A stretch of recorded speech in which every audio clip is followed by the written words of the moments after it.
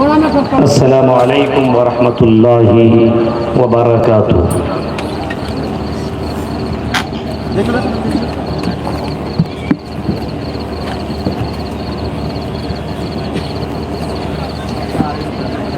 अल्हम्दुलिल्लाह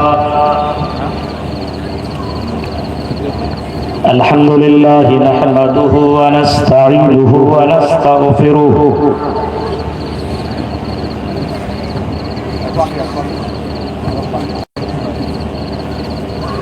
व नऊज़ु बिल्लाहि मिन शुरूरि अनफुसिना व मिन सय्यिआति अमालिना।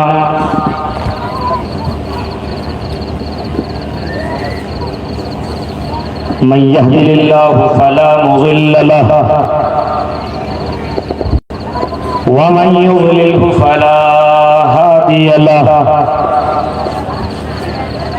व अशहदु अल्ला इलाहा इल्लल्लाहु वहदहु ला शरीका लहु व अशहदु अन्ना मुहम्मदन अब्दुहु व रसूलुहु। अम्मा बअदु फ़इन्न खैरल हदीस किताबुल्लाह व खैरल हदी हदी मुहम्मदिन सल्लल्लाहु अलैहि वसल्लम व शर्रल उमूरि मुहदसातुहा व कुल्लु मुहदसतिन बिदअह व कुल्लु बिदअतिन ज़लालह व कुल्लु ज़लालतिन फिन्नार। अऊज़ु बिल्लाहि मिनश शैतानिर रजीम। बिस्मिल्लाहिर रहमानिर रहीम।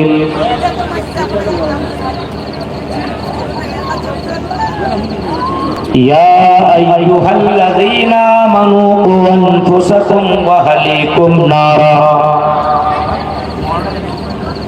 वक़ूदुहा अन्नासु वल हिजारतु अलैहा मलाइका ग़िलाज़ुन शिदादुन ला यअसूनल्लाह मा अमरहुम व यफ़अलूना मा युमरून। वक़ाल नबी सल्लल्लाहु अलैहि वसल्लम कुल्लुकुम राइन व कुल्लुकुम मसऊलुन अन रइयतिही।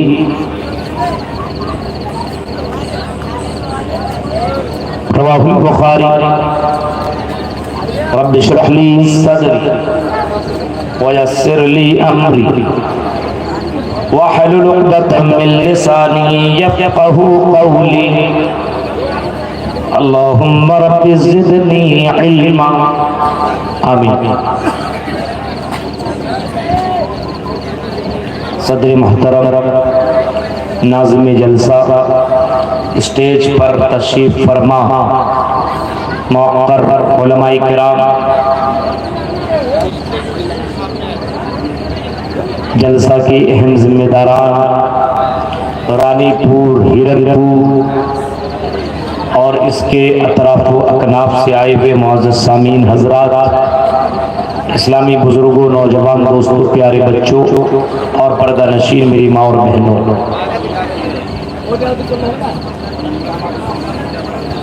अभी आप मेरे कोई बात नहीं,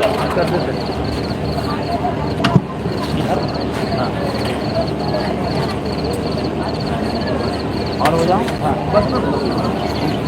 ठीक है।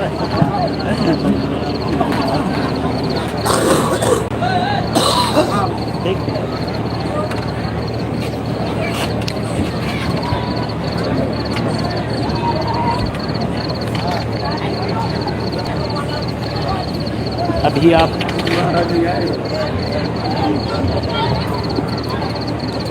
अभी आप मुझसे कब्ल मेरे मुहतरम दोस्त, क्लास साथी और आपके ज़िली अहले हदीस के नाज़िम शेख मुस्तफ़ीज़ुर रहमान अल मदनी हफ़िज़हुल्लाह का खिताब सुन रहे थे। मेरे बाद भी अभी जामे मस्जिद की तामीर और तरक्की के ताल्लुक़ से आप लोगों से इम्तिहान लिया जाएगा।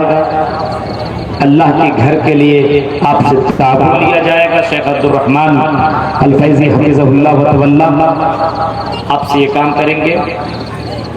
उनके बाद शेख जरजीज साहब सिराजी हफिज़हुल्लाह को भी आपको सुनना है और वो आ चुके हैं और उनको लाने के लिए बहुत दूर तक मुझे भी जाना पड़ा। मैं आ रहा था गाड़ी लेकर के, शेख की गाड़ी इतनी लेट थी कि मुझे धनबाद पहुंचना पड़ा और वहां से शेख को लाया।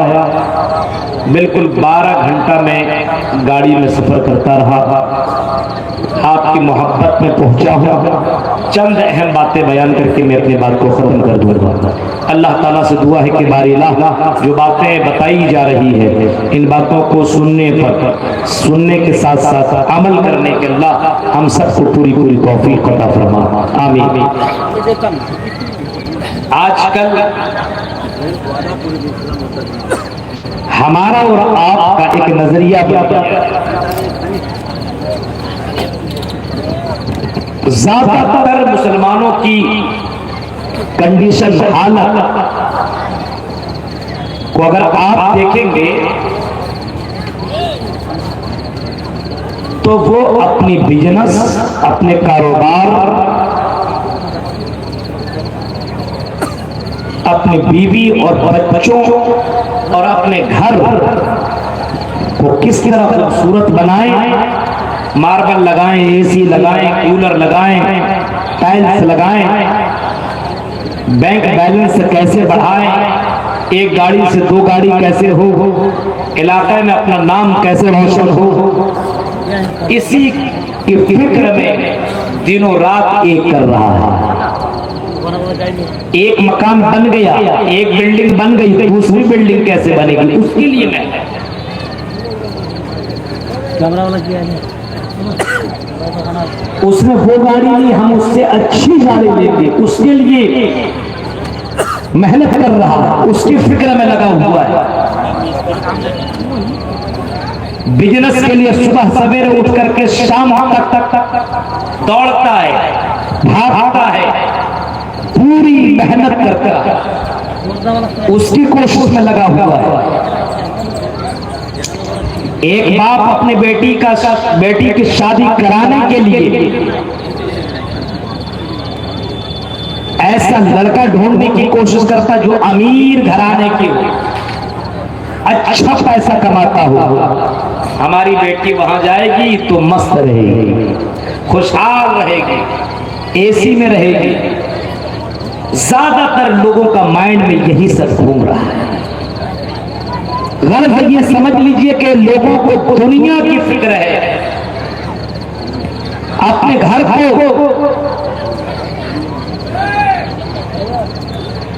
खूबसूरत बनाने की फिक्र है, लेकिन अपने घर को इस्लामिक घर कैसे बनाए, अपने घर को दीनदार कैसे बनाए, अपने फैमिली और अपने बच्चों को इस्लामी रंग में कैसे रंगे, हम इस्लाम के अंदर पूरे तौर पर दाखिल कैसे हो। इस दुनिया के बाद एक और दुनिया है, इस जिंदगी के बाद एक और जिंदगी है। उस जिंदगी के लिए हमने कौन सी तैयारी की है, हमारे बच्चे क्या तैयारी कर रहे हैं, हमारी बीवी क्या तैयारी कर रही है, हमारी बेटी क्या तैयारी कर रही है, इसकी जर्रा बराबर फिक्र नहीं, इसकी फिक्र नहीं है। सिर्फ और सिर्फ फिक्र ये है कि हमारा बेटा डॉक्टर, इंजीनियर, प्रोफेसर कैसे बन जाए, हमारे बेटी की नौकरी कैसे लग जाए, इसकी फिक्र लगी हुई है। दुनिया में कामयाब कैसे हो जाए, दुनिया की कामयाबी के लिए हर तरीके को अपनाने की कोशिश कर रहा है। ये दुनिया की कामयाबी उतनी बड़ी कामयाबी नहीं है, ये चंद साल जिंदगी है। जिस जिंदगी को तुम इतना ज्यादा खूबसूरत बनाने के लिए तगोदो कर रहे हो, कोशिश कर रहे हो, मेहनत कर रहे हो, जिस दुनिया को तुम इतना ज्यादा खूबसूरत बनाने के लिए यहाँ से वहां भाग रहे हो, दौड़ रहे हो, दिनों रात को एक करने की कोशिश कर रहे हो, इस दुनिया की सक्सेस के लिए, कामयाबी के लिए इतनी मेहनतें जो कर रहे हो मेरे भाइयों, ये कामयाबी तुम्हारी नजर में कामयाबी है, अल्लाह की नजर में ये कामयाबी उतनी बड़ी कामयाबी नहीं है। अल्लाह की नजर में सबसे बड़ी कामयाबी ये है कि फमन ज़ुहज़िया अनिन नारी व उदखिलल जन्नत फक़द फ़ाज़। सबसे बड़ी कामयाबी ये है कि बंदा जहन्नम से बच जाए और जन्नत में चला जाए। सबसे बड़ी कामयाबी। अक्लमंद कौन, चतुर कौन, चालाक कौन? इमाम कायनात जनाब मोहम्मद रसूलुल्लाह सल्लल्लाहु अलैहि वसल्लम से सवाल करने वाला सवाल करता है, पूछने वाला पूछता है, अय्युल मोमिन अकियस, आई मोहम्मद सल्लल्लाहु अलैहि वसल्लम सबसे चतुर चालाक मोमिन कौन है? इमाम कायनात ने जवाब दिया, अक्सरुहुम लिल मौति ज़िक्रन, तुमने सबसे चतुर और चालाक मोमिन वो है, सबसे होशियार मुसलमान वो है, सबसे चतुर और चालाक मुसलमान वो है। अक्सरुहुम लिल मौति ज़िक्रन, जो मौत को ज्यादा से ज्यादा याद रखता हो, अपनी आखिरत को ज्यादा याद रखने वाला हो, अपनी आखिरत की फिक्र ज्यादा करने वाला हो, इस दुनिया से ज्यादा उस दुनिया की फिक्र करने वाला हो, इस घर से ज्यादा उस घर की जो कब्र की जिंदगी है उस घर की फिक्र करने वाला हो। सबसे ज्यादा चतुर चालाक होशियार आदमी वो है जो दुनिया के अंदर रह करके आखिरत को खूबसूरत बनाने की कोशिश करता है। हम अपने घर को तो खूबसूरत बना रहे हैं, हर तरीके से घर को डेकोरेट कर रहे हैं, हर तरीके से घर के अंदर सारी चीजें ला रहे हैं। अगर घर को खूबसूरत बनाना है तो घर के अंदर दीनी माहौल पैदा करो, घर के अंदर दीनदारी पैदा करो, दिन घर के अंदर अल्लाह का डर पैदा करो, घर के अंदर अल्लाह का जिक्र पैदा करो, घर के अंदर अल्लाह और उसके रसूल के मुताबिक जिंदगी गुजारने वाला माहौल बनाओ, तब आपका घर खूबसूरत होगा। वो घर खूबसूरत कैसे हो सकता है? जिस घर के अंदर अल्लाह का नाम न लिया जाए, जिस घर के अंदर अल्लाह का जिक्र ना हो, जिस घर के अंदर नमाज की पाबंदी ना हो, आजान सुन लेने के बाद आजान का जवाब तक न दिया जाए, आजान सुन लेने के बाद नमाज तक न पढ़ी जाए, जिस घर के अंदर खाता और रब का नाम तक न लिया जाता हो, बताओ मेरे भाइयों वो घर खूबसूरत कैसे हो सकता है? हाँ, दुनिया की दृष्टि में और दुनिया की नजर में वो खूबसूरत दिखता जरूर हो, लेकिन अल्लाह की कसम इमाम कायनात जनाब मोहम्मद रसूलुल्लाह सल्लल्लाहु अलैहि वसल्लम ने ऐसे घर को मुर्दा घर करार दिया है, जिंदा घर नहीं बताया। ऐसे घर को जहाँ पे अल्लाह का नाम न लिया जाता हो, जहाँ पे कुरान की तिलावत न की जाती हो, जिस घर ने मुर्दा घर और उसके घर के अंदर रहने वाले अफराद को मुर्दा करार दिया है।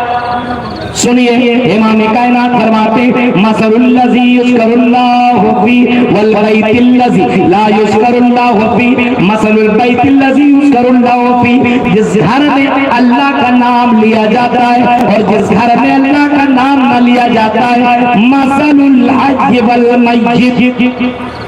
सही मुस्लिम की हदीस है, आपने फरमाया जिस घर में अल्लाह का नाम लिया जाता हो, दीनदारी हो, कुरान की तिलावत की जाती हो, अल्लाह का जिक्र किया जाता हो, वो घर जिंदा है। और जिस घर में अल्लाह का नाम न लिया जाता हो, वो घर दिखने में कितना खूबसूरत क्यों ना हो, टाइल्स, मार्बल, एसी, कूलर और तरह तरह की आप झूमर क्यों ना लगा दिए हो, तुम्हारी नजर में वो खूबसूरत है, जिंदा है, लेकिन इमाम कायनात जनाब मोहम्मद रसूलुल्लाह की नजर में वो घर और उसके घर के अंदर बसने वाले लोग मुर्दा। तो घर की फिक्र होनी चाहिए, घर की सुलाह की फिक्र होनी चाहिए सबसे ज्यादा, क्योंकि दुनिया के अंदर तो आप सुकून की जिंदगी देने की कोशिश कर रहे हैं, लेकिन मेरे भाइयों क्या भरोसा जिंदगी का, कौन जानता आपका बेटा कितना साल तक दुनिया में जीवित रहेगा, आपकी बीवी कब तक जिंदा रहेगी, आपकी बेटी कब तक जिंदा रहेगी, आप खुद कब तक जिंदा रहेंगे, कोई जानता नहीं। जिस घर को तुम खूबसूरत बनाने की कोशिश कर रहे हो और जिस घर के अंदर इतनी आराम की चीजें ला रहे हो, मेरे भाइयों ये घर तुम्हें कब दगा दे दे, इस घर के अंदर आपकी जिंदगी कब खत्म हो जाए कोई जानता नहीं। उस घर को खूबसूरत बनाने की कोशिश करो जो घर कभी भी खत्म होने वाला घर नहीं, जो जिंदगी कभी भी खत्म होने वाला नहीं। अल्लाह ताला कहता है बल तुसिरूनल हयात दुनिया वल आखिरतु खैरुम व अबका।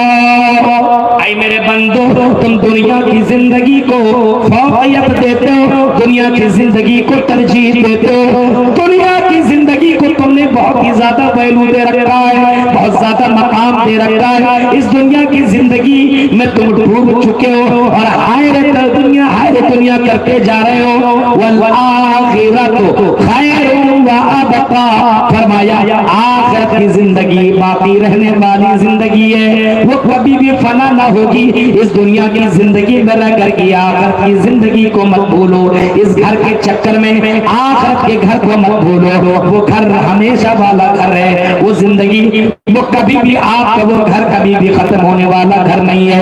ये घर तो बर्बाद हो जाएगा, आज नहीं तो कल 100 साल के बाद इस घर के अंदर किसी और की हुकूमत होगी। उस घर के लिए इतने ज्यादा फिक्रमंद हैं आप। फरमाया या अय्युहल्लज़ीना आमनू कू अनफुसकुम व अहलीकुम नारा, ईमान वालों अपने आप और अपने परिवार को, अपने रिश्तेदार को, अपने फैमिली और अपने बच्चे को कू अनफुसकुम व अहलीकुम नारा, अपने और अपने परिवार को दोनों को जहन्नम की आग से बचाओ। जहन्नम की आग की फिक्र करो, दुनिया की आग चंद मिनट के लिए आप उस आग का मुकाबला नहीं कर सकते, और उस जहन्नम की आग का मुकाबला कैसे करेंगे? तो जहन्नम की आग दुनिया के मुकाबले में 69 गुना ज्यादा डेंजर है। उस आग की फिक्र कीजिए। दुनिया में बेटी को खुशी देने के लिए बहुत कोशिश कर रहे हैं, बेटी कुछ कह दे ला दो, बेटा कुछ कह दे ला दो। मेरे भाइयों, बेटा को सब कुछ दो, बेटी को सब कुछ दो, लेकिन मेरे भाइयों दीन दो उसको, इस्लाम दो उसको, इस्लाम के रंग में रहो। हाँ, मोहम्मद रसूलुल्लाह की शरीयत मैं उसको रंग दो, तब आपका बच्चा खूबसूरत होगा, तब आपका घर खूबसूरत होगा, तब आपकी बेटी खूबसूरत होगी। दुनिया की तमाम चीजें आप दे दें और अगर उसको आपने दीन नहीं दिया है तो समझ लीजिए अल्लाह के नबी सल्लल्लाहु अलैहि वसल्लम ने फरमाया लैसल यतीमुल, अल्लाह के नबी सल्लल्लाहु अलैहि वसल्लम ने फरमाया बच्चों की तरबियत ये माँ बाप की जिम्मेदारी है। अगर तुमने अपनी जिम्मेदारी न निभाई तो मरने के बाद क़यामत के दिन तुम्हारी जिम्मेदारी के बारे में अल्लाह सवाल करेगा।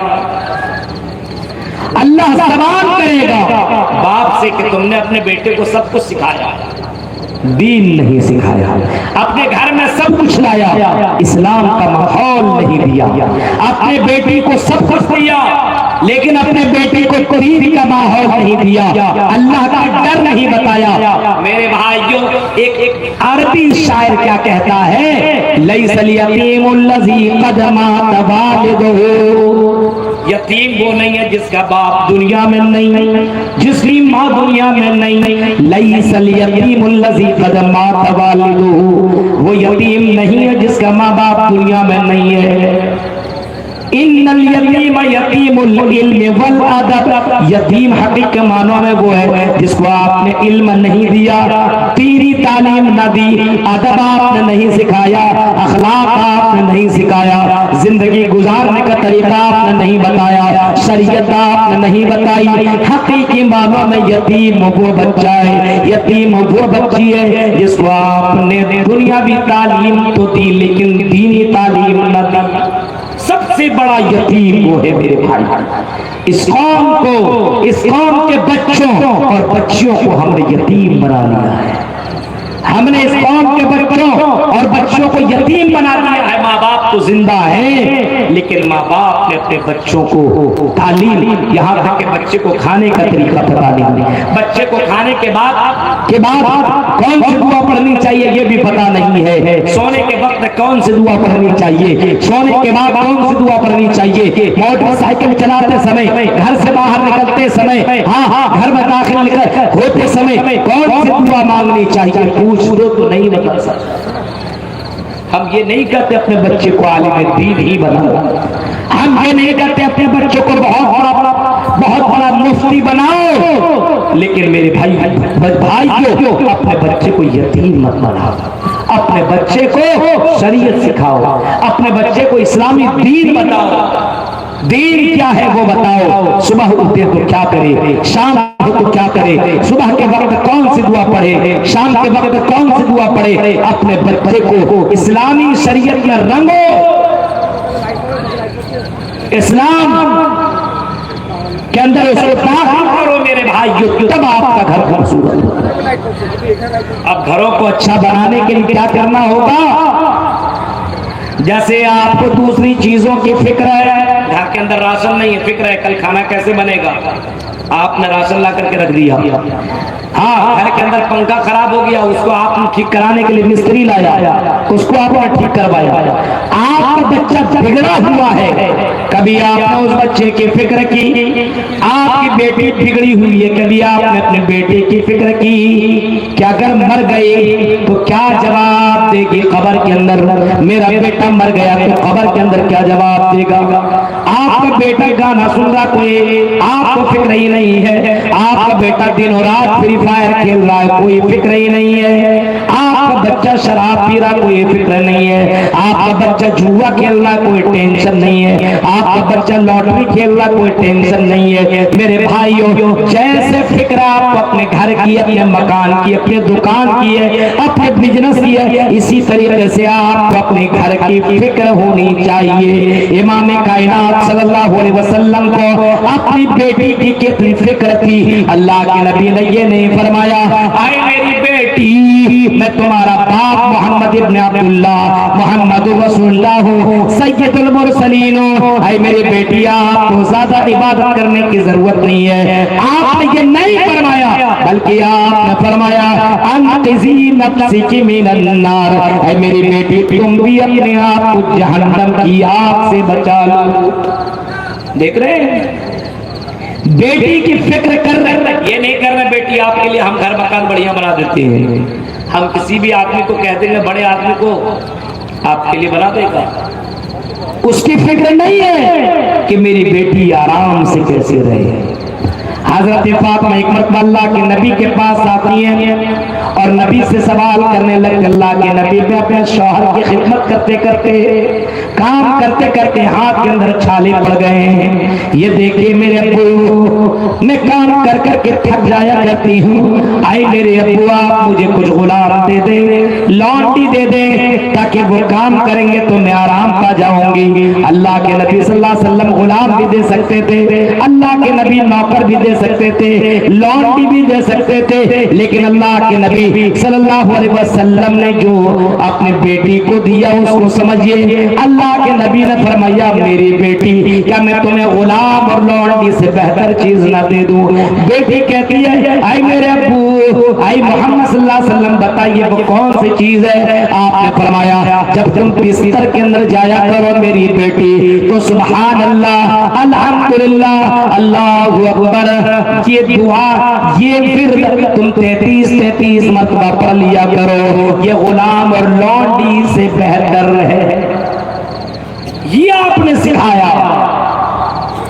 आपकी बेटी परेशान हो एसी नहीं है वो एसी ला दो, अमीर आदमी हो अरे दे दो। आपने कभी पूछा मेरे बेटी क्या तुम घर के अंदर नमाज की अदायगी करती हो, क्या नमाज पढ़ती हो कि नहीं पढ़ती हो? कुरान तिलावत करती हो कि नहीं करती हो? क्या आपने अपने बेटी को दुनिया के अंदर रख करके क्या आपने आखिरत की फिक्र दिलाई? मेरे भाई, ये जिम्मेदारी बहुत बड़ी जिम्मेदारी है। कल क़यामत के दिन इस जिम्मेदारी के बारे में अल्लाह ताला सवाल करेगा। तो पहला काम हमें और आपको ये करना है कि हर किसी को सोचना चाहिए, फिक्र करना चाहिए कि हम दुनिया की फिक्र कर रहे हैं, हमें अपने घर की फिक्र होनी चाहिए। हाँ, चिराग तले अंधेरा, अहले हदीस है चारों तरफ, लेकिन समाज के अंदर गंदगियां बढ़ रही है, समाज के अंदर बेहयाई फैल रही है, समाज के अंदर बुराइयां फैल रही है। घर के अंदर बेटा गलत कर रहा है, कोई प्रॉब्लम नहीं, बेटी गलत कर रही, कोई प्रॉब्लम नहीं, बीवी नमाज नहीं पढ़ रही है, बेपर्दा होकर के घूम रही है, कोई फिक्र नहीं है। मेरे भाई क्यों अपने घर की फिक्र है, लेकिन मेरे भाई क्यों जो फिक्र होनी चाहिए उस चीज की फिक्र नहीं। तो पहला काम हमें और आपको फिक्र होना। जब तक आप फिक्र नहीं करेंगे, टेंशन अपने घर की नहीं लेंगे, आखिरत के ताल्लुक से, कब्र के ताल्लुक से, तो घर के अंदर सुधार नहीं आ सकता। और इसके लिए तो दीनदार बीवी का होना जरूरी है। अगर अपनी जिंदगी खूबसूरत बनाना चाह रहे हो तो जाहिर सी बात है कि आपकी जिंदगी में वैसी लड़की आए, खूबसूरत दीनदार लड़की हो, वो दीनदार लड़की आपके घर के अंदर लाएगी तो आप को दीनदार बनाएगी, आपको आखिरत के मामले में सपोर्ट करेगी। वह तो वाला वो औरत आखिरत के मामले में सपोर्ट करेगी। वो अगर आपने दीनदार लड़की का सेलेक्ट कर लिया तो वो लड़की आपको दीनदार बना देगी। इसी वजह से अल्लाह के नबी सल्लल्लाहु अलैहि वसल्लम ने फरमाया, तुम लोग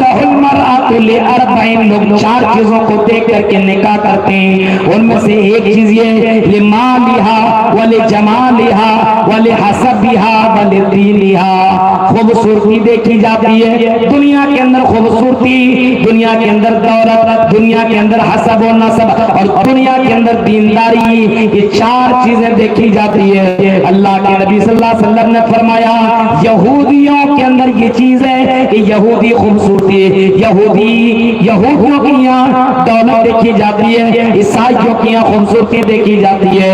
आपने फरमाया, लोगों तुम दीनदारी देखो, दीनदारी को तुम सेलेक्ट करोगे तो तुम्हारी दुनिया भी खूबसूरत हो जाएगी और तुम्हारी आखिरत भी खूबसूरत हो जाएगी। इस वजह से दीनदार लड़की को सेलेक्ट करो। और लड़कियों से भी यही कहना चाहूंगा, लड़कियों अगर तुम्हारे माँ तुम्हारा रिश्ता लगाए और पहले हमने फला जगह तुम्हारा रिश्ता कर दिया है तो आए हिरनपुर और रानीपुर की बहनों, तुम अपने माँ बाप से इतना जरूर सवाल करना कि मेरा होने वाला शौहर दीनदार है कि नहीं, नमाजी है कि नहीं, कुरान पढ़ना जानता है कि नहीं, शरीयत के ऊपर अमल करता है कि नहीं, ये जरूर सवाल करना। अगर आपका शौहर दीनदार ना हो तो जाहिर सी बात है तुम दीनदार कैसे होगी? जब वो अल्लाह से नहीं डरेगी तो आपका हक वो अदा कैसे कर सकता है? जब अल्लाह से नहीं डरने वाला होगा तो तुम्हारा हक वो शौहर कैसे अदा करेगा? इस वजह से औरतों और लड़कियों, अगर तुम निकाह करना चाहती हो और अगर तुम्हारा घर वाला रिश्ता लगा रहा हो तो अपने घर वालों के सामने ये फरमाइश और ये शर्त जरूर रखना, अब तो घर छोटा हो तो चलेगा, घर के अंदर एसी कूलर हो ना हो कोई फर्क नहीं पड़ता है, लेकिन मेरा शौहर दीनदार जरूर होना चाहिए। आज की यही होता है, आज की यहाँ दीनदारी थोड़ी देखी जाती है। कितना कमाता है लड़का, दिखने में कैसा है, बहुत हैंडसम दिख रहा है, शाहरुख सलमान की तरह, घर मकान बहुत अच्छा है, और पता चला इसको अल्हम्दुलिल्लाह तक भी नहीं आता। ये जुमे की नमाज पढ़ता है, रमजान आया तो बस रोजा रख लिया, इफ्तार कर लिया, तरावी की नमाज पढ़ लिया, 11 महीने पता तक नहीं चलता है। ऐसे मर्दों से, ऐसे लड़कों से अगर निकाह करोगी तो याद रखना उस घर के अंदर दीनदारी कैसे। और ऐसा नहीं है कि तुम बहुत ही ज्यादा सस्ती हो। आपने वो मंजर नहीं सुना, एक लड़का देखने के लिए लड़की को आया, चारों तरफ से हर तरीके से लड़की बहुत खूबसूरत, बहुत दीनदार, बहुत अच्छे घराने की लड़की है।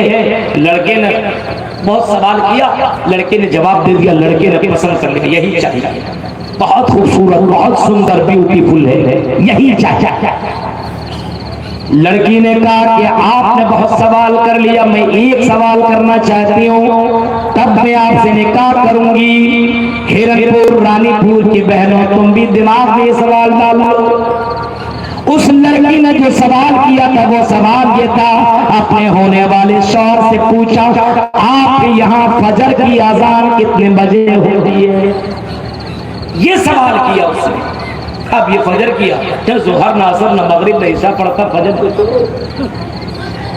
जो जुमे की नमाज पढ़ता वो भी जुमा के वक्त कब, जब खुतबा खत्म होने वाला होता तब पहुंचता है। और क्यों पहुंचता है? अरे जुमे के दिन भी नमाज नहीं पढ़ेंगे तो कहे कि कैसा मुसलमान है यार, जुमा भी नहीं पढ़ता है, काफिर है क्या? तो लेबल लगाने के लिए जुमा पढ़ रहा है। फजर का वक्त क्या पता रहेगा? यहाँ कितने लोग होंगे जिसको फजर का वक्त अल्लाह की कसम बता रहा हूं नहीं मालूम। सुनिए, उस लड़की ने पूछा, फजर के वक्त आपके यहाँ कितने बजे अजान होती है? लड़का हक्का बक्का रह गया, जवाब न दे पाया। लड़की ने कहा, इसके घर में एसी है, कूलर है, पंखा है, तकिया, सब कुछ है, ये लाख रुपया महीना जरूर कमाता है, लेकिन नब्बो ये नमाज नहीं पढ़ता, मैं बेनमाजी के साथ निकाह नहीं कर सकती। घर ऐसे नहीं बनता है। घर को बनाने के लिए, दीनदार बनाने के लिए लड़की भी दीनदार होना चाहिए और लड़का को भी दीनदार होना चाहिए। यहाँ क्या होता है, लड़की को दीनदार ढूंढ रहा है और बेटा जुमे तक की भी नमाज नहीं पढ़ रहा है। सोचिए, तसव्वुर कीजिए मेरे भाइयों, तो घर को दीनदार बनाने के लिए मियाँ बीवी का दीनदार होना जरूरी है। तब आपकी जिंदगी में जो बच्चे पैदा होंगे तब वो दीनदार। हजरत इब्राहिम को अल्लाह ने अगर बेटा दिया और दीनदार बेटा दिया तो जाहिर सी बात है हजरत इब्राहिम बहुत ही ज्यादा दीनदार, उनकी माँ बहुत ही ज्यादा दीनदार। हजरत इब्राहिम से अल्लाह ताला ने जब इम्तिहान लिया और जब कोई काम करने का हुक्म दिया कि इब्राहिम ये कर गुजरो, इब्राहिम अपने आप को तुम मेरे लिए आग के अंदर हवाले कर दो, आग के हवाले कर दो। हजरत इब्राहिम ने आग के हवाले कर दिया, मेरे लिए अपने घर को छोड़ दिया, मेरे लिए ये काम करो कर दिया। हजरत इब्राहिम को जो ऑर्डर मिला वो कर दिया। मेरे भाइयों, अल्लाह ताला ने और अल्लाह ताला से दुआ मांगते रहे, रब्बे हबली मेरा सालिहीन, ऐ अल्लाह को मुझे दीनदार बेटा अता फरमा, दीनदार औलाद अता फरमा। अल्लाह ताला ने हजरत इब्राहिम की दुआ सुन ली और हजरत इब्राहिम को अल्लाह ताला ने इस्माइल की शक्ल में दीनदार लड़का दिया, जो इतना दीनदार 13-14 साल का लड़का है। अल्लाह की तरफ से ऑर्डर आया, इब्राहिम अपने बेटे इस्माइल को मेरे राम ज़बह कर दो। दीनदारी देखो, बाप दीनदार तो बेटा भी दीनदार। बेटे से कहा गया कि मेरे बेटे, अल्लाह की तरफ से ऑर्डर आया हुआ है, मैं तुझे ज़बह कर दूं। आई मेरे बेटे बताओ कि तुम्हारी राय क्या है? हजरत इस्माइल ने जवाब दिया, आई मेरे अब्बू कर गुजरिए जो हुक्म दिया गया है, सतजिदुनी इंशाअल्लाह मिनस साबिरीन। दीनदारी है तो दीनदार बेटा होगा। यहाँ ना बाप नमाजी है ना माँ नमाजी है, बेटा पैदा होगा तो दीनदार हो जाएगा, वो तो हीरो ही बनेगा, वो तो फ्री फायर ही का तो बेटा होगा। लड़की इंस्टाग्राम चला करके जिंदगी भर पूरी रात भर गुजार रही है, न कुरान की फिक्र न नमाज न रोजे की फिक्र है, और सोचे कि मेरे बतन से बच्चा पैदा होगा तो क्या इमाम बुखारी पैदा होगा, इमाम मुस्लिम पैदा होगा, इमाम अबू हनीफा पैदा होंगे, हाँ अब्दुल कादिर जिलानी जैसे बच्चे पैदा होंगे। दीनदार होना जरूरी है माँ बाप का, मेरे भाइयों, तब आपका घर दीनदार होगा। रिश्ता करिए दौलत देख करके नहीं, खूबसूरती देख करके नहीं, दीनदारी देख करके, पाकिज़गी देख करके। हया बेहया लड़की से, हाँ आपने देखा अरे जलसे में आई हुई है, बहुत खूबसूरत लग रही है, बड़ा अच्छा से मेकअप की हुई है, नंबर का लेन देन हुआ, सेलेक्ट हुआ, उसी से निकाह हुआ। आपने दीनदारी देखा कहाँ? कहाँ पे आपने दीनदारी देख लिया भाई? दीनदारी देखी तब आपके घर के अंदर दीनदारी पैदा हो सकती है, आपका घर खूबसूरत हो सकता है, आपका दीनी घर इस्लामिक घर बन सकता है। तो आपको दूसरा काम ही करना है कि निकाह के वक्त लड़का भी दीनदार हो और लड़की भी दीनदार हो। तीसरा, अगर घरों को खूबसूरत बनाना हो, इस्लामी घर बनाना हो, तो अपने घर से म्यूजिक को, गाने को, सीरियल को और इन तमाम चीजों को डिलीट करो जिनके जरिए से हमारा घर बर्बाद। घर के अंदर 24 घंटा और ज्यादातर हमारे घर के अंदर अगर कोई काम भी कर रहा है तो गाना लगा करके काम कर रहा है, म्यूजिक लगा दिया और वही सुन सुन करके काम कर रहा है। हमारी बेटियां, हमारी बहनें, हमारी माएं मोबाइल, एंड्रॉइड मोबाइल आपने दे दिया, शॉर्ट वीडियो देख रही है और पूरा एमबी खत्म कर रही है, पूरा दिन और पूरी रात उसी पे गुजार रही है। बताओ मेरे भाइयों, घर के अंदर दीनी माहौल पैदा हो तो कैसे माहौल पैदा हो? घरों को अगर दीनदार बनाना है, घर को इस्लामिक घर बनाना है, तो इस म्यूजिक को डिलीट करो और कुरान की आयतों को अपने घर के अंदर लागू करो।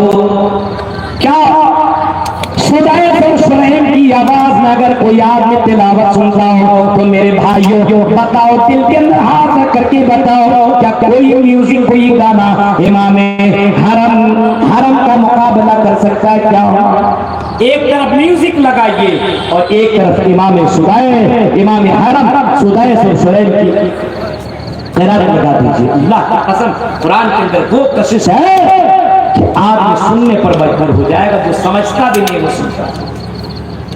घर के अंदर कुरान का माहौल बनाइए, सुनने और सुनाने का, पढ़ने और पढ़ाने का। क्यों? क्योंकि कुरान वो किताब है जो कुरान दुनिया के अंदर भी आपके घर के अंदर बरकत पैदा करने वाली किताब है। जिस घर से शैतान, जिस घर के अंदर कुरान पढ़ा जाएगा उस घर के अंदर से कुरान, जिस घर के अंदर कुरान पढ़ा जाएगा शैतान उस घर के अंदर जन्म नहीं ले सकता, रह नहीं सकता। फरमाया इमाम कायनात ने, ला तजालू बुयूतकुम मकाबिरा व इन्न शयातीन यनफिरु मिनल बैतिल्लज़ी तुक़रअ फीही सूरतुल बक़रा। आपने फरमाया घरों को कब्रिस्तान मत बनाओ, ला तजलू बुयूतकुम मकाबिरा व इन्न शयातीन यनफिरु मिनल बैतिल्लज़ी तुक़रअ फीही सूरतुल बक़रा। जिस घर के अंदर सूरह बकरा की तिलावत होती हो उस घर के अंदर शैतान नहीं रह सकता है। यानी घर के अंदर से शैतान को खत्म करना हो, भगाना हो, तो मेरे भाइयों कुरान पढ़ने पढ़ाने का माहौल पैदा करो। शैतान खुद ही बन गया तो शैतान कहां से भगाएगा? खुद ही बना हुआ है शैतान, न नमाज, न रोजा, न कुरान, तो जाहिर सी बात बन गया ना शैतान, खुद ही बन गया है। शैतान को क्या भगाएगा? खुद ही शैतान बना हुआ है।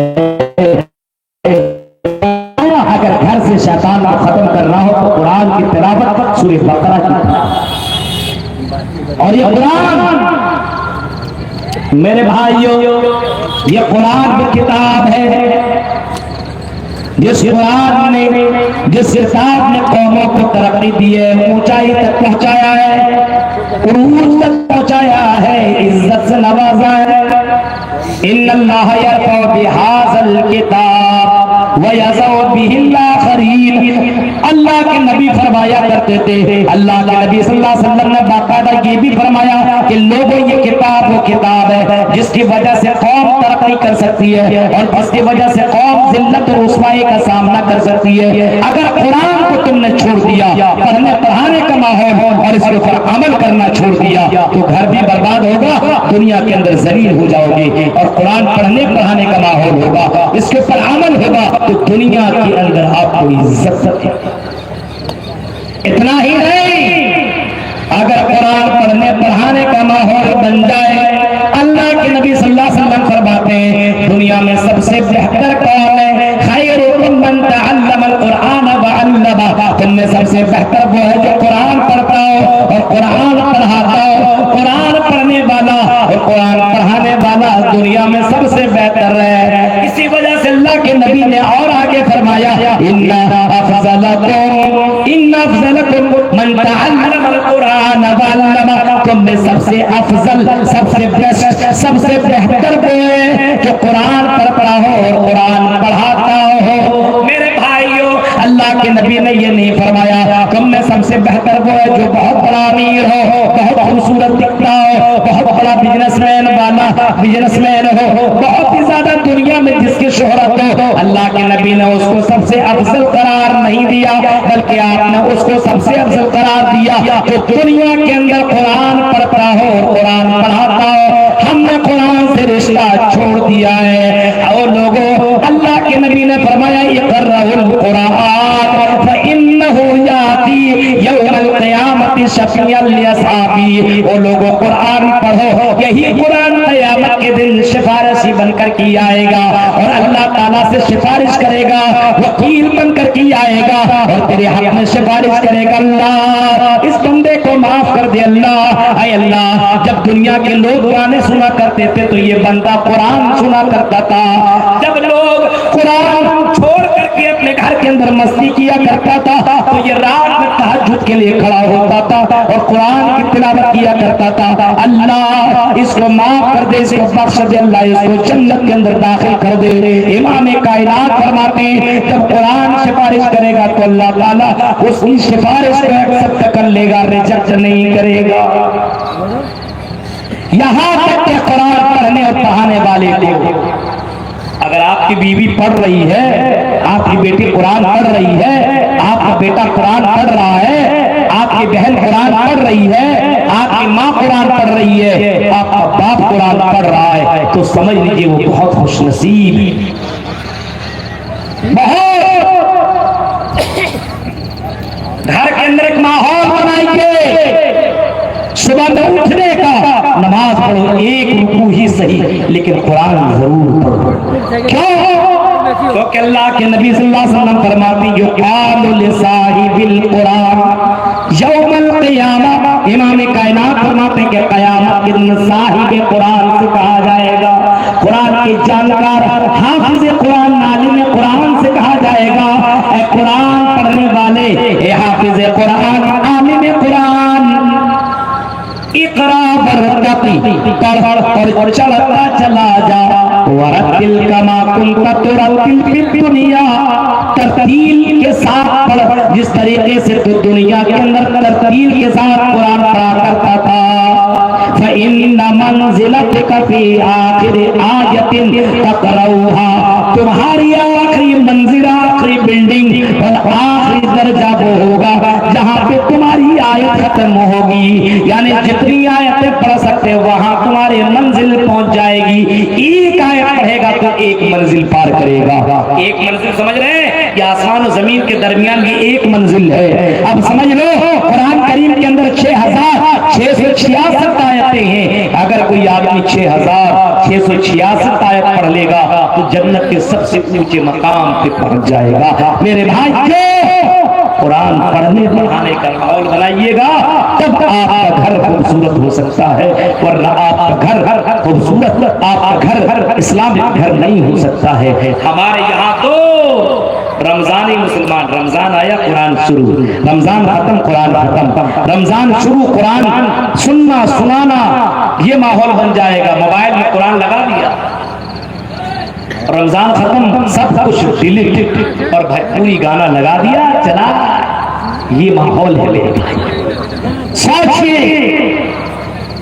घरों को इस्लामिक घर अगर बनाना तो मेरे भाई को जो बातें मैंने बताई हैं, इन बातों के ऊपर अमल किया जाए। हमारे शेख मोहतरम आ चुके हैं, उनको भी अपनी बात रखनी है और दीगर मुकर्रीर भी हैं, उनको भी अपना खिताब करना है।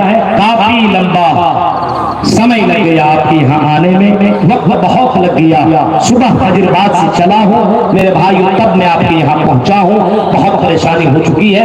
आपके यहाँ मैंने कुछ अहम बातें रखी है। उम्मीद यही है और यकीन भी है कि इंशाअल्लाह सिर्फ सुनने और सुनाने का माहौल न होगा, बल्कि अमल करने की कोशिश की जाएगी। अल्लाह ताला से दुआ है कि बारिल्लाह जो बातें बताई गई इन बातों के ऊपर हम सबको अमल करने के अल्लाह तौफीक अता फरमाए। आमीन। व आखिर दअवाना अल्हम्दुलिल्लाहि रब्बिल आलमीन। अस्सलामु अलैकुम व रहमतुल्लाहि व बरकातुहू।